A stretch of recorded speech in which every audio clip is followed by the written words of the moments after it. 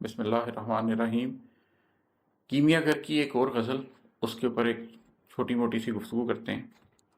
اس غزل کا جو ردیف ہے وہ ہے مقصد بن گئی۔ اگین میں مسلسل اپنی شاعری میں یہی بات کر رہا ہوتا ہوں کہ جیسے جیسے آپ کی ذات تبدیلی کے مختلف مدارج سے گزرتی ہے تو ویسے ویسے وہ کیا کھوتی ہے اور کیا پاتی ہے۔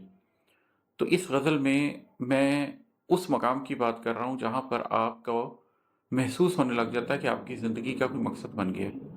اب آپ نے کچھ ایسا حاصل کر لیا ہے کہ آپ اس کے پیچھے چلنا چاہتے ہیں، اس کو حاصل کرنا چاہتے ہیں۔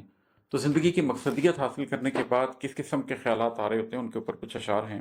یہ ہے کہ ذات کی تطہیر مقصد بن گئی، ذات کی تطہیر مقصد بن گئی، قلب کی تنویر مقصد بن گئی۔ میں نے اپنی زندگی میں ایک بہت بڑا ٹائم ایسا گزارا ہے جس میں مجھے تطہیر ذات کا پتہ ہی نہیں تھا، یہ شعور ہی نہیں تھا کہ اسلام تو بنیادی طور پر مذہب ہی تطہیر کا ہے۔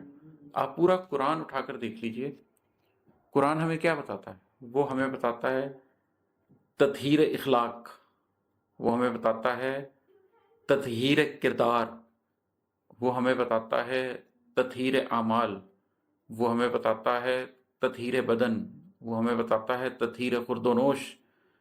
ہر چیز میں صفائی کی بات کرتا ہے، اسی لیے تو کہا گیا کہ صفائی نصف ایمان ہے۔ تو جب یہ احساس ہوا تو اس کے بعد ذات کی تطہیر مقصد بن گئی۔ یہ ایک میرے لیے مقصد بن گیا کہ اپنے آپ کو صاف کرنا۔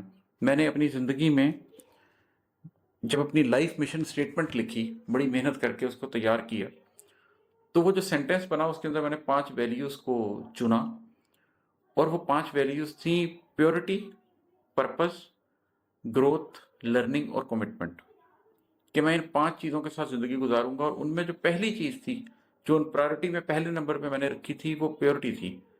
اور جو میں نے اپنی لائف مشن سٹیٹمنٹ بنائی تھی وہ فکرہ یوں تھا کہ the purpose of my life is to live a pure and purposeful life through growth, learning and commitment, کہ میری زندگی کا مقصد یہ ہے کہ میں ایک پاک، صاف اور بامقصد زندگی گزاروں گا، گروتھ کے ذریعے، لرننگ کے ذریعے اور کمٹمنٹ کے ذریعے۔ تو جب آپ کی زندگی کا مقصد یہ بن جائے کہ ذات کی تطہیر کرنی ہے، اور پھر کیا ہوتا ہے، قلب کی تنویر مقصد بن گئی، کیونکہ جب ذات کی تطہیر ہوتی ہے تو آپ کا قلب جاگنا شروع ہو جاتا ہے۔ آپ کو شعور نہ بھی ہو اس بات کا، تو بھی جب آپ اپنے بدن کی تطہیر کرتے ہیں، اپنے کردار کی تطہیر کرتے ہیں، اپنے اخلاق کی تطہیر کرتے ہیں، صرف طیبات کھانے لگ جاتے ہیں،